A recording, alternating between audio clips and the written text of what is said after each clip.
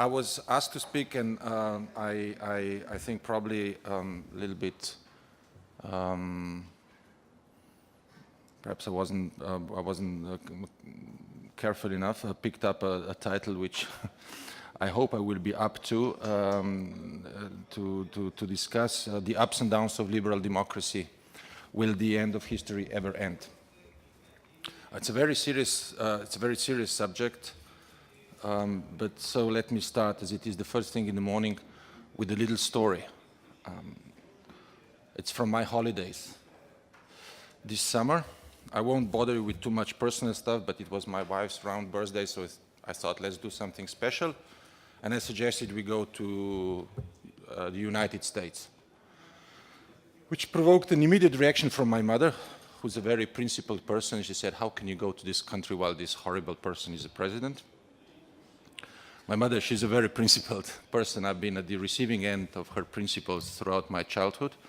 And I said, Mother, if I no longer travel to places where I disagree with the political leadership, I will soon only be able to stay at home. And even that may become difficult with time. So she still doesn't speak to me, but we had wonderful, wonderful holidays. And we also went to Cape Cod, which is a peninsula near Boston on the Atlantic coast, famous for the summer holiday residence of the Kennedy clan, which, by the way, still live there, because while we were there in the local newspaper, they were writing about the arrest of one of the 11 sons of Bobby Kennedy and his daughter for drunkenness in public and resisting police. So you can see that Kennedys are still alive and kicking in the United States. It's a very nice place to have holidays, Cape Cod, if it's good weather. But when it's bad weather, when it rains, and especially if you're traveling with small children, as perhaps some of you know, it becomes very, very difficult. So there was one rainy day, we didn't know what to do. And we passed by a place which is called the Pirate Museum. And usually I would have just passed by because it really looked like a tourist trap. But as it was raining, we said, okay, we have to stop, we have to do something. So we stopped. It turned out it wasn't really a tourist trap, but it was a museum about a shipwreck which was found about 20 years ago off the coast of Cape Cod. And it's actually the only ever real pirate treasure that was discovered. With all the stories, everything, there was only one, and that was that shipwreck called Whydah. And we went to this museum, and for me it was a fantastic discovery. First, I mean,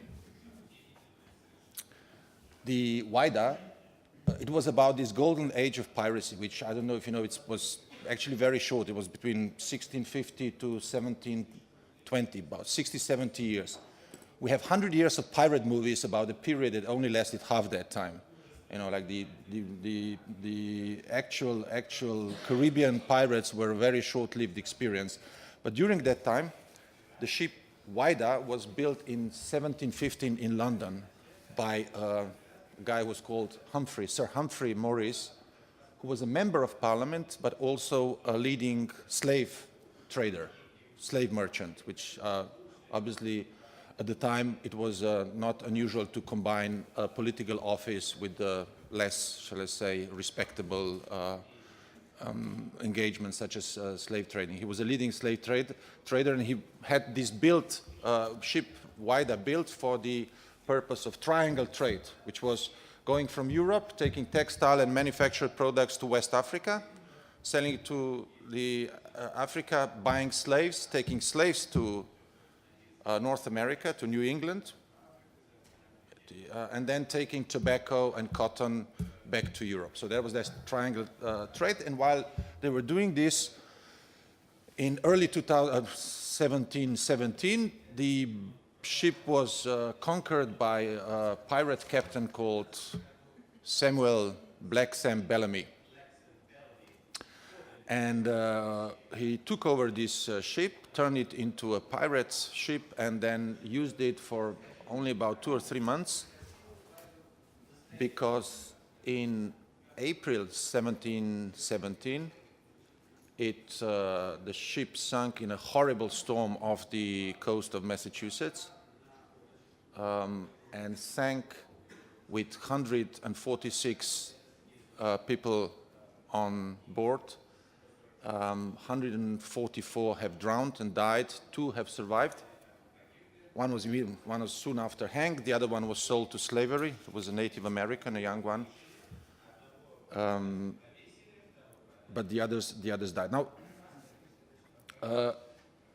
what's interesting, you see these 146 people on this pirate ship. They were a very, very diverse kind of group of people. You had seamen, sailors, sometimes from the ships that were conquered, and they agreed to join the pirates rather than face whatever alternatives they were offered. You had former soldiers from the War of the Spanish Succession. You had Native Americans, Indians. You had freed slaves who joined the pirates because that was the only possibility to free themselves from the slavery. You had women, and you had children even on board. But the youngest one that actually was on that boat and sank was 10 years old, called John King, and there's actually evidence of him being on the boat because they found a fibula still in a sock and a shoe that is in that museum. He was 10 years old when he joined the pirates, and also that. So why I'm telling you this pirate story, except that I find it fascinating, I like it. It's the incredible organization on that boat, and not only on that boat. In early 18th century, what they actually had in that microcosm was they had all elements of a functioning democracy on board, and not just in a sort of some primitive, indicated way, but fully functioning institutions that you need to organize a society according to the principles of democracy or liberal democracy. They had articles of agreement, which was like a constitutional law. So they had a respect for the rule of law. There was a set of rules that were written down, and everyone who joined the pirates had to sign to, sometimes in blood. I mean, they liked that kind of circus. But they had a constitutional set of laws that had to be respected by everyone. When it came to rights, there was full diversity and full equality in early 18th century. And that diversity I already explained, but when it came to equality, all the booty, everything that they have stolen, conquered, was divided in absolutely equal shares. It's not that the captain got more, the women got less, or children got less. Everything was divided in exactly. And when you see this, there was about 4 tons of gold and silver on that boat when it sank. And when you see what they were doing, there were rings and different pieces of jewelry that were cut in half or in third in order to be able to divide it in exactly the 146 pieces that would go to everyone. Women got the same share as men, children got the same share, captain got the same share as his men. It's a very sort of original concept that I think we still are struggling to apply in and nowadays when it comes to, for example, equal pay for equal work between men and women, for example. Not only that, captain, while he had the command of the ship, he had no specific privileges. When they conquered ships, for example, there was captain cabins, which usually went to the captains, to the pirate captain, but every other single member of the crew had the right to sleep there. So, I mean, he could go to bed in the evening, but then 3 other guys came drunk with rum and said, I know, tonight it's us. And which is an interesting sort of perhaps folkloric, but again, example of absolute equality that reigned. They had democracy. Pirate captains were elected. And not only, they also elected some person who they called quartermaster, who had exclusive judicial powers. He had exclusive powers to sanction the crew, and he had the power to veto the captain. So you had a judicial independence, you had a separation of powers, you had a full functioning system of institutions that are necessary to organize a society in a certain way on a pirate ship in early century.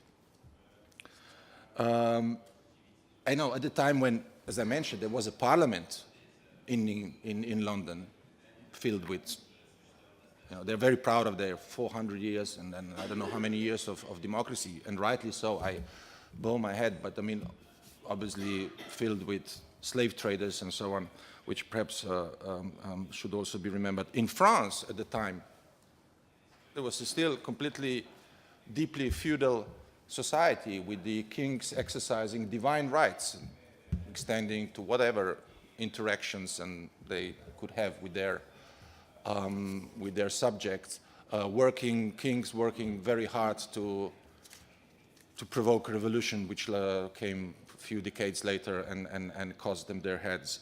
So at the time, in the Caribbean, a microcosmos of freedom and rule of law and democracy. So when you think of it, how promptly they wanted to hang these people when they caught them, you don't know whether it was because they felt they were criminals or because they were political opponents. What does all this mean? Maybe nothing. Maybe it's just, an interesting historic trivia, as people like me like to learn about and then tell other people who are perhaps less interested about. But nevertheless, it made me think afterwards, if you sort of apply that example of Wida, of that pirate ship, to the development of political history, because we usually, at least I do, think of that development in a sort of linear way. I mean, there is some meandering, but the direction is more or less sort of upwards, sort of an evolutionary course that goes from the darkness to light, from the tyranny towards freedom and democracy, from the beginning of history towards the end of history. And not always everyone is in parallel, but more or less, like it happened in the 1989, early 90s, all the ships lined up and advanced together in that remarkable, towards this bright future. But when you think about it, that linear sort of logical progression, then you ask yourself, where did this wider experience came from in late 17th century, early 18th century? How come out of the blue, in an environment which actually was completely different, and you suddenly have that example of very elaborated, structured system. It was through a very short-lived experience that involved a small number of people in a very peculiar circumstances, which is piracy, of course, but nevertheless, as I said, was very elaborated democratic microcosmos in an environment in very stark contrast with its environment. So I came to think about it, try to use that example on today, where you have the reverse situation, perhaps, where you have that environment which has been for many years or even decades, in case of some sort of a very clear linear progression towards the sort of liberal democracy and strengthening of these institutions, and suddenly, bam, you have that reversal and challenging of the institutions and surge of appearance of populist, national, authoritarian tendencies at a much larger scale, of course, than the one that I was mentioning before on the example of pilots.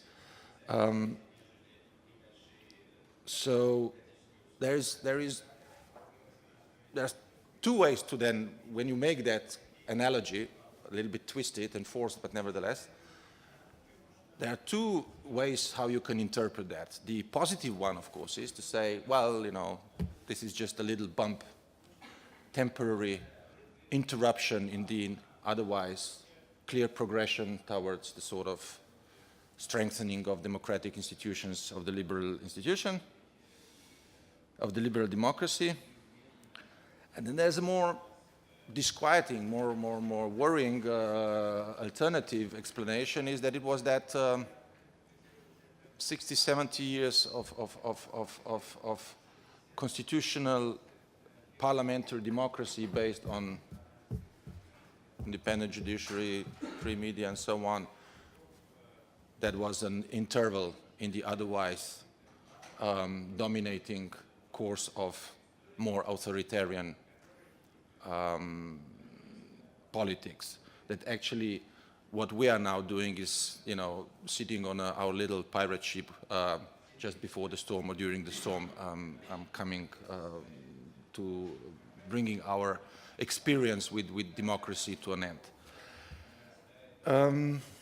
But let's, for the sake of argument, and so not to let you completely depressed and hopeless, let's, for the sake of argument, say it's not that second one, it's the first, the more positive one. Let's say that what we're facing now is a transitional period where in the otherwise clear progression towards that liberal democracy, we are facing some temporary turbulence, like on an airplane, that will eventually pass. But even if so, I don't think we should take this so lightly. And even if so, because we haven't yet agreed whether this is the case, I don't think we should take this even temporary turbulences too lightly, because I think our historic experience shows us how costly, how damaging, how devastating these authoritarian turbulences can be. And I think we have to make an effort to understand how these periods of liberal democracy and populism, authoritarian populism are exchanging. Why are they following each other, how they are related, how they influence each other. I think we need to try to understand it to be able perhaps to prevent the resurgence of populism or mollify its effects when it already appears. But before we look into that, and I think it would be good to clarify some terms. Now, you have noticed that I've been using the term liberal democracy quite liberally. And I'm doing that intentionally because I think it's a term that needs rehabilitation. It's being sort of scorned and looked bad and sort of used almost as a bad word. But I think it's when we explain what we mean by liberal democracy, I don't think this should really be the case. So I'll try briefly to describe what I understand under democracy, liberal democracy, and populism. Now, I say what I understand is because this is political science, and there's no really 100% agreement. It's not mathematics. It's not like, you know, formulas where everybody would agree. So you have to make some sort of choices. And it's also, you know, there are no clear-cut situations. You would have governments which would be liberal democratic in a way, but they would sometimes be a little bit less liberal or a little bit less democratic in the reality, or you would have populist regimes which were only populist in part. So it's, you know, it's not like you say, well, they're populist, they are Democrats, they are authoritarian, they're liberal. It's not that simple. But if we talk about democracy versus liberal democracy, now, Cas Mudde, the political scientist who we had a chance to host at the Council of Europe a few months ago, he has a very simple and interesting sort of distinction where he says democracy is popular sovereignty plus majority rule. And popular sovereignty is the right of the people, of the electorate, to elect their leaders. So when you have basically regular elections and when you have a system that works on the basis of majority rule, you have democracy, which is not necessarily liberal democracy, because to have a liberal democracy, you have to add to that democracy also a system of checks and balances, a system of institutions and rules that protect, in principle, firstly, which protect against the abuses and excessive use of executive power over the judicial and parliamentary powers, and you have to have a system of institutions that protect the rights and freedoms of individuals against the state. So, you, according to him, you know, you can have illiberal democracy, to go outside the Europe because it's more comfortable for a bureaucrat from the Council of Europe, so it doesn't look like criticizing member states. But you know, the example of illiberal democracy which they often mention is Iran. You have regular elections, competitive elections, sometimes with the more surprising outcomes than in some European countries where you occasionally know almost the results in advance. In Iran, you have surprises. It's competitive, it's regular, so in that sense, it is a democracy. But it's not liberal democracy, clearly, because, of course, it does not have that system of laws and institutions that would protect individual rights and freedoms. And just to play with it, to see how it would look like the other end, where you could have a regime that would be liberal but not democratic. The only one that one could find was Hong Kong before 1997, before it went to the Chinese, under Chinese jurisdiction, because at that time, of course, there were no elections. It was a colony without elections, but it had a full system of laws that guaranteed all the freedoms and human rights at the same level as in the United Kingdom. But that's just a little trivia. Now, what I like in describing, and also I often quote those who are criticizing the concept of liberal democracy, I say, I like to use actually to quote from the Francis Fukuyama's The End of History, the much maligned and laughed at book from 1989. And I actually think that the words are not from here, but are from the Alexander Kojev or Alexander Kojevsky, your compatriot who worked in France and later in Belgium, but who, on whose work Fukuyama actually based his essay. I don't know if you know how much you know about Alexander Kozhakov, but he was a very, very interesting person also. That's another story again. In any case, what it says that the state that emerges at the end of history is liberal insofar as it recognizes and protects through a system of law the man's universal right to freedom, so that's the liberal part, and democratic insofar as it exists only with the consent of the government. So that's the democratic part. And I think to those who are criticizing the concept of liberal democracy, I would like to say which of the two you're having problem with. Which of the two you're willing to give up to have a system of laws that protects your right to freedom and dignity, or the part that gives you the right to elect your leaders? Because that's what liberal democracy is, nothing more, nothing less. These two components, when you really go to the essentials. So let's bring now populism into this, because populism is again a notion, a concept that is being much discussed, very, very often used, usually to disqualify whoever you disagree with, but very seldomly explain who do we mean by populists, what are populists, do we have positive populism, negative populism, democratic populism, undemocratic populism.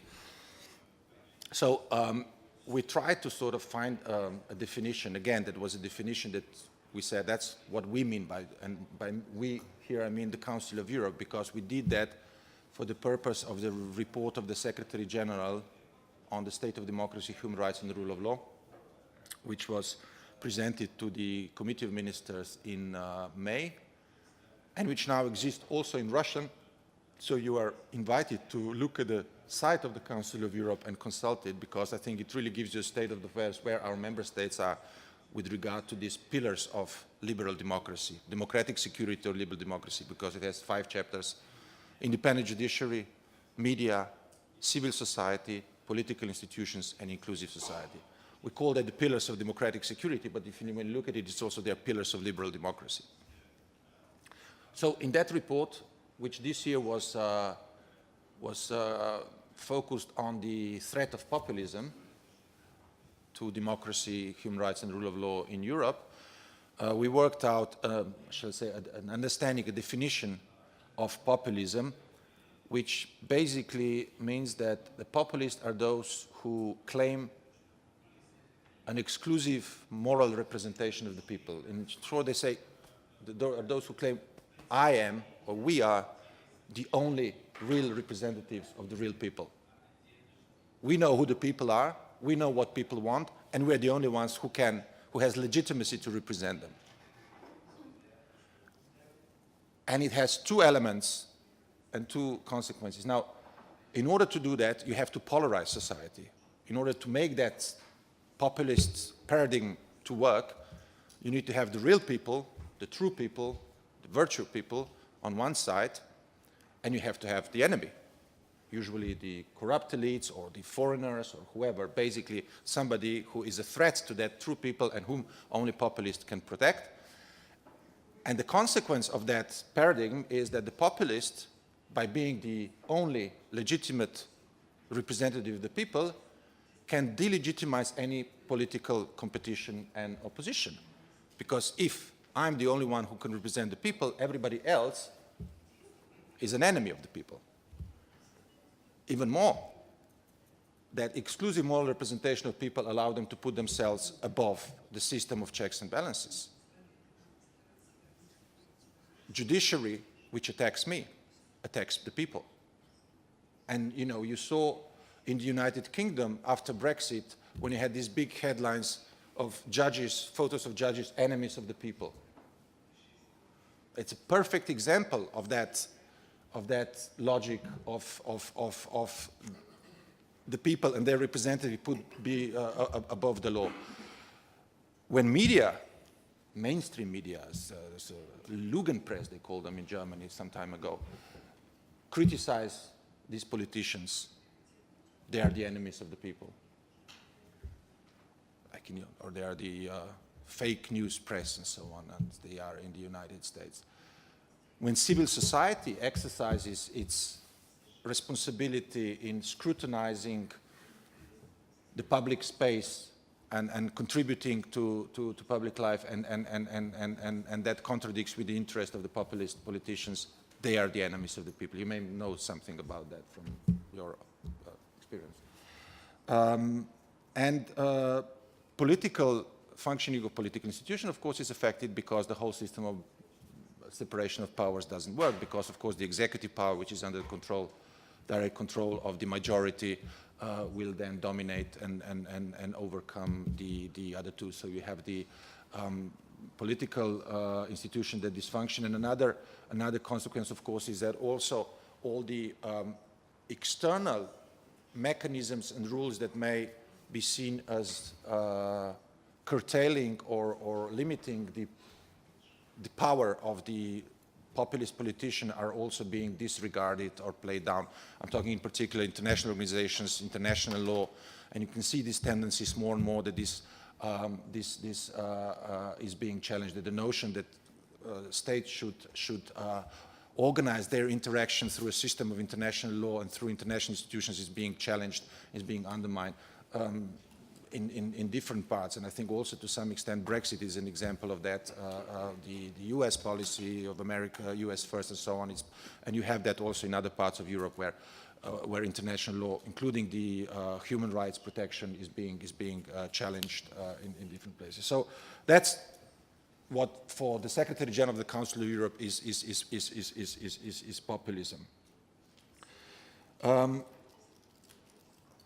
Now, for some, they have a little bit difficult to say, well, no, but you know, no, populists still want to be elected, so they can be Democrats. They are just not liberal Democrats. Although that's questionable, I'll not go into it because I've been talking for very long. I still have a few things to say. But there are some who are saying that nevertheless populism may play a positive role. And I think that's something that needs and deserves to be looked a little bit closer into. They say that populism may serve as a corrective to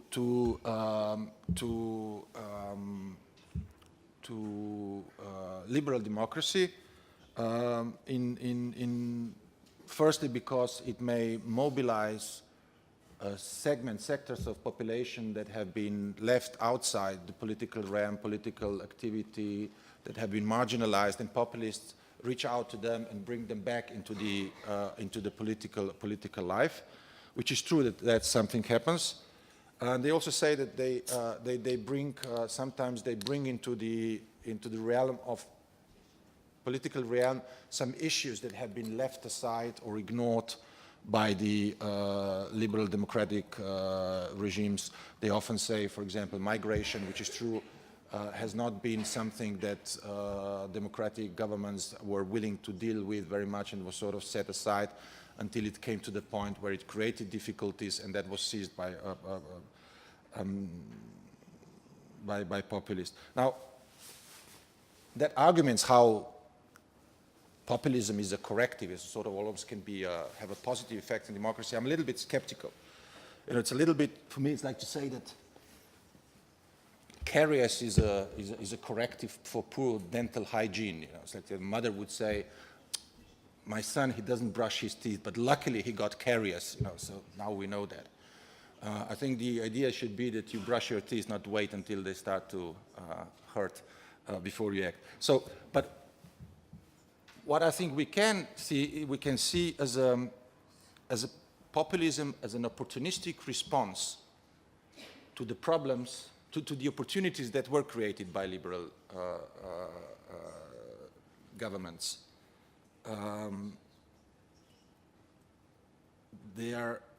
The fact is that, you know, the most of the problems and grievances, often legitimate grievances of the people who seem to be supporting populist ideas and politicians, they have not been created. These problems have not been created by populists. You know, like globalization without any proper social other safeguards, neoliberal economic policies, foreign policy blunders that led to problems, sometimes migrations, terrorism, and so on, for a simple reason that in most cases they were not in power. But that is the fact. You cannot blame all these things on populists. It was not them who were in the positions of authority when these problems have occurred and have happened. They have not created them. They're just exploiting them for their political purposes and usually making them worse. But there's a lesson, just an interim lesson, that if, you know, the idea is that we just need to defeat the populists, if we would have a magic wand that would just sort of wipe off all the populists of the earth in 5 minutes, we would still have all the problems. So that's not enough. You have to do something more than just sort of defeat populist policies, ideas, so you have to look critically at yourself. And I put together, which is my very personal, and of course not complete and can be challenged, but the liberal democracy's list of capital sins that have contributed, I think, to that emergence, created fertile ground for that resurgence of populism in Europe. There's inertia and complacency that the liberal democracy, parliamentary democracy, has a tendency to sort of avoid difficult issues. Also because it has a very short sort of electoral cycle of 4 years. It's no time to deal, you try to push them aside because that could cost you in the next elections. Difficult issues are not popular, so why doing them? And when you do that over time, of course, you accumulate problems, difficulties that may be a little bit small at the time, but they accumulate to suddenly problems that are very difficult to resolve then. And migration is one of these issues that has helped because it has not been properly managed for a very long time. There were no rational, effective, humane migration policy put in place by European countries and others in the decades because some come, let's just, and then that created opportunities then for the populists to seize that. There's hypocrisy and double standards. Nothing. It's very devastating when regimes that are claiming to be the stellar representatives of things like human rights and democracy are ready to horse trade those principles for some sort of strategic interest, or where they apply them in a different way in a different situation depending on their economic interest. So that is something that has been, I think, very damaging. And you had that also.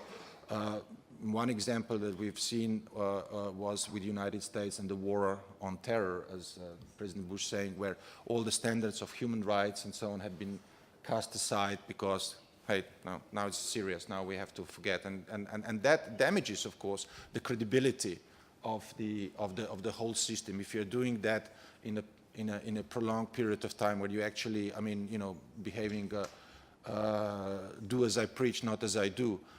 That at the end undermines the credibility of the whole system of principles and values and credibility of those who would represent them and allow others to come in and attack that. The third is corruption, lack of integrity. I mean, nothing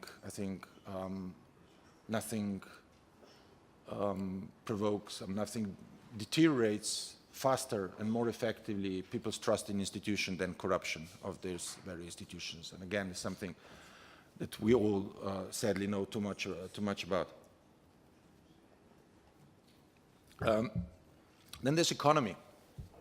That's an interesting thing, because economy is one thing where I think also Fukuyama and Kozhakov, I think they got it wrong, because I mean, others may argue they got it wrong on other issues as well, but they believed in liberal democracy, as I have described, but they also believed that liberal democracy and liberal economy will go hand in hand.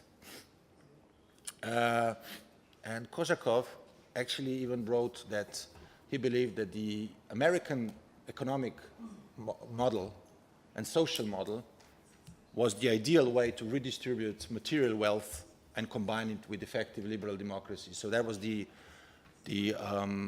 ultimate highest example of liberal economy, and for him that was the end of history there. Now, I think if we see how actually things, and that was United States in 60s, 70s, in late 60s. So I think he got it wrong there.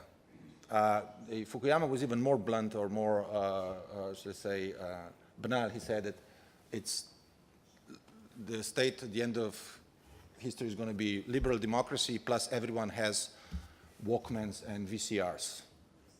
Now we no longer have Walkmans or VCRs, but we don't have end of history neither. So I think they got it wrong on that relationship between economic model and that political model.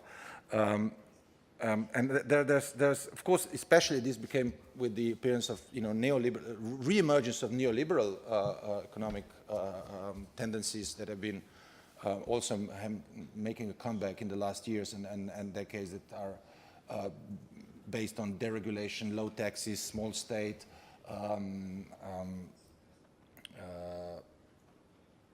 it has two more, perhaps, implications for the way democracy works. First, that neoliberalism and that trickling down of wealth that never appeared is making some people, many people, worse off, poorer, or relatively poor compared to the rest of the population, and that makes them angry. And angry people are an easier prey for populist appeal, populist politicians. So it has been marginalizing economically and socially large segments of population which felt that they basically were left behind and have nothing else to do. And somebody came and say, hey, I'm here to protect you.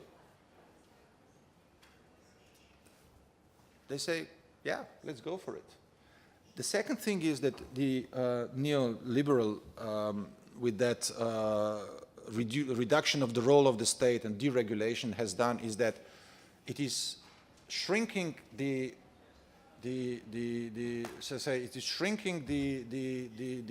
realm of democratic decision making. It's taking important issues out of the realm of what people have the right to decide. What do I mean by that? I mean, when you privatize certain things like water or other things, when you deregulate, then certain things are then decided elsewhere. They're no longer decided in the parliament. And people feel that they've been, in a way, tricked out, that they basically, what they're actually being asked about is becoming smaller and smaller and smaller. And people resent that. Another example was the problem with the free trade agreements. That's another example of that shrinking democratic substance, where in some of the free trade agreements, you have the trade tribunals, which would actually allow private companies to overrule, to enforce the changes of the laws that were adopted by the parliaments in member states. Again, something people say, come on.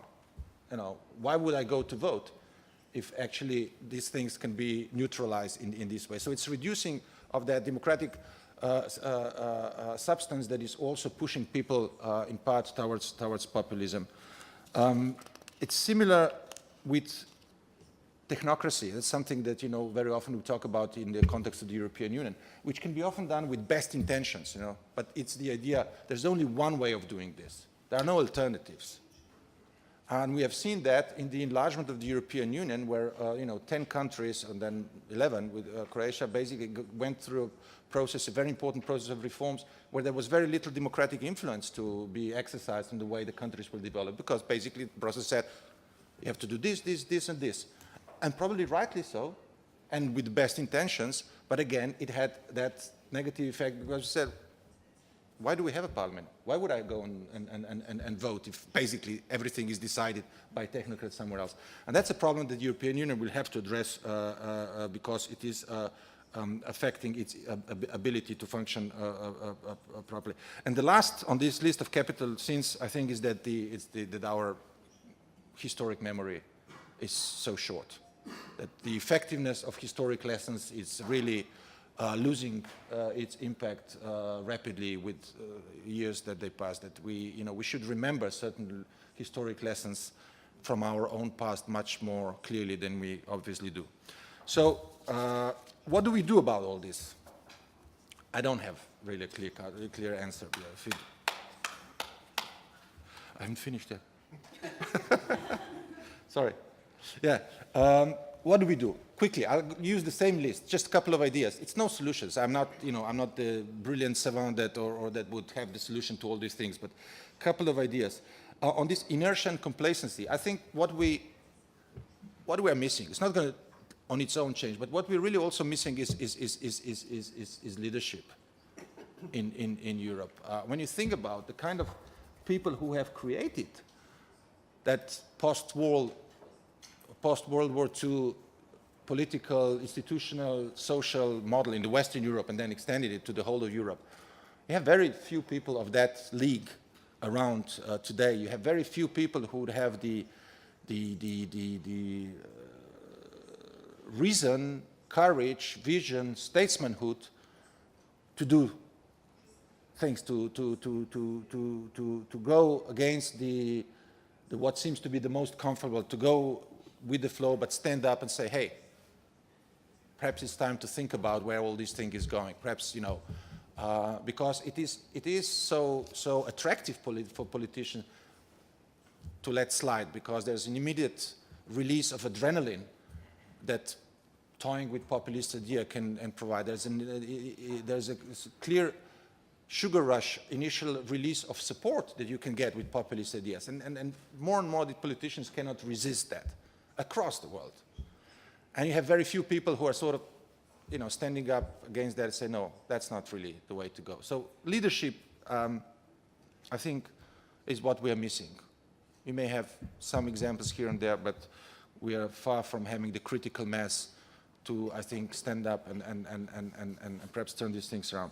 On hypocrisy and double standards, I think that, we've had too much of that real political, doing whatever in the name of strategic interests and so on. People don't understand and they resent that, that you can forget about your own principles when it suits you.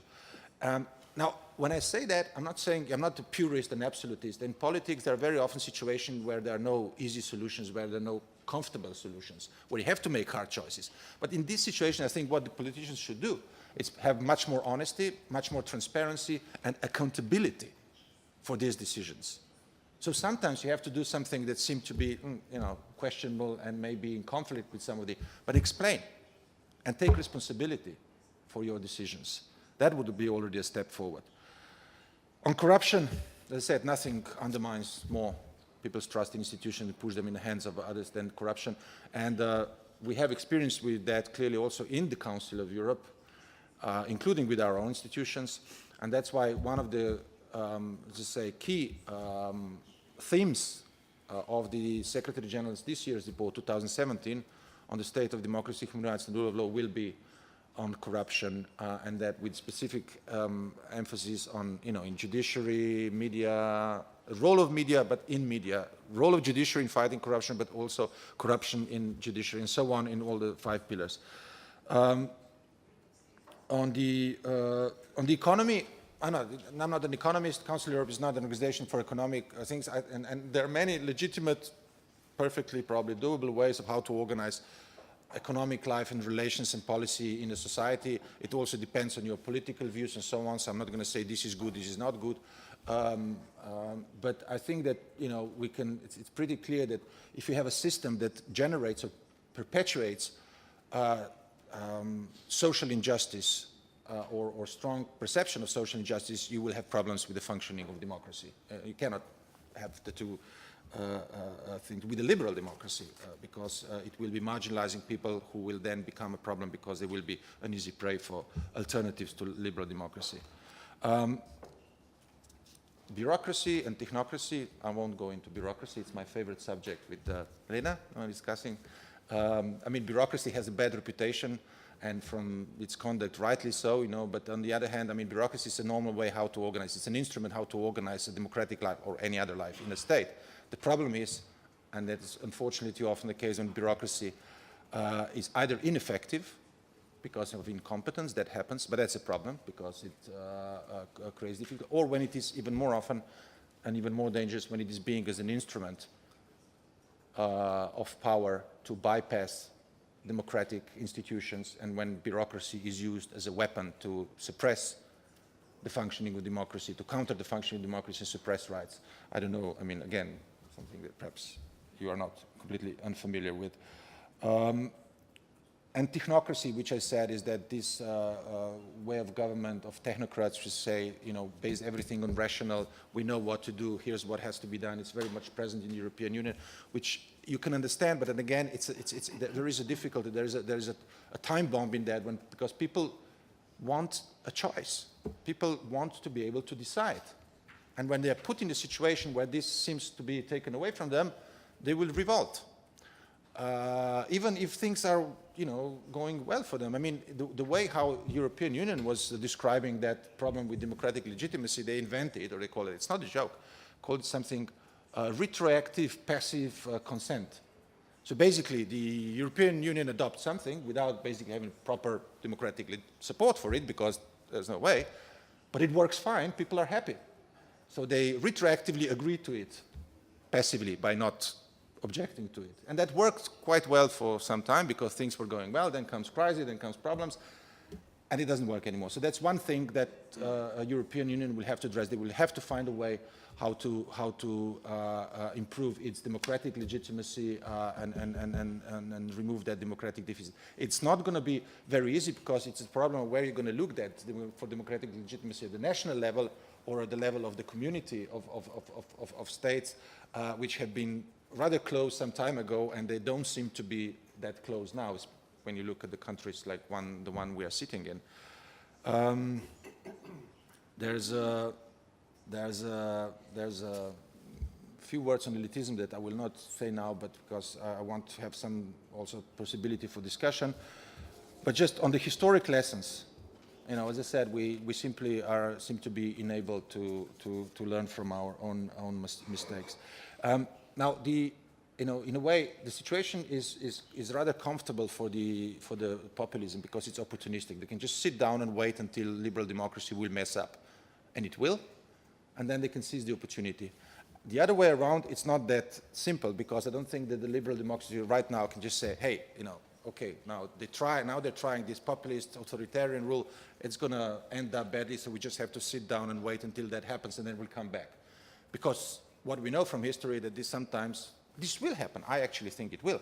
But I mean, what will happen in between is a big question. What are going to be the costs to be paid when, you know, these things I mean, may have very negative consequences. So I think, you know, you cannot just sit and wait and hope for the best. I think you need to be vigilant. You need to be proactive. You need to be intensely self-critical. And that's sometimes that we forget, you know, that because it's so also in public, it's so easy to point fingers at somebody else because he or she is even worse than you are. I think liberal democratic systems leaders, because they have to be intensely self-critical, much more than we're today, in order to ensure that the liberal democracy will function properly and will deliver to its citizens and keep them in the realm of that democracy and not push them towards other ideas. Again, it's not. It's really the ball is in the court, in our court in a sense, and the court. The game is really these 5 pillars that I mentioned that are in the report of the Secretary General. That's where the game is played. It's the judiciary, it's media, freedom of expression, it's civil society, it's political institutions, and it's what we call inclusive society. And when you see is that the combat, the tension, the friction between liberal democracy and populism is played exactly in each of these 5 chapters, because they are the strongest defense against populism, but they can also become the most dangerous weapon in the hands of populists. So that's where this game is played.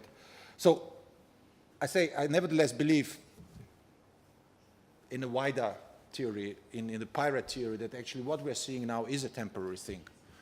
But then the question is, when it passes, will there ever come a time when we can relax and say, okay, now it's over, now the history, it's the end, it's fine, as Fukuyama said, we won. I don't think it will. I don't think it ever will. That this struggle will ever end, will be. So to answer the question at the beginning that I put in the title of that, will the history ever end? I don't think it will. I think we'll be sort of stuck at one stop before last, frantically working and making sure that the next train that comes is not going to go back in the direction we came from, and that will never end. And rightly so, because I mean, and populism and authoritarian tendencies will always be there. It's like a monkey on your back, or like Walter Ellis recently said that populism is democracy's evil twin. So it's always there, like something in your body, dormant virus, just waiting for your immune system to weaken and then goes into full effect. So we need to keep our democratic immune system in the best form all the time, and we can never sort of slack up on that. I hope this doesn't sound too pessimistic. Actually, I think I am optimistic. I think that going to be difficult, but I think that nevertheless we are not seeing something that would be an irreversible detour from, nevertheless, I think what is the future of mankind, and that is an organization of societies on the basis of that fundamentals of freedom and respect for human dignity and solidarity. But we can never relax. So no, there will not be end of history. And I may be wrong. Then the only thing we have left, we could become pirates. Have fun while it lasts. Probably get hanged at the end. Thank you.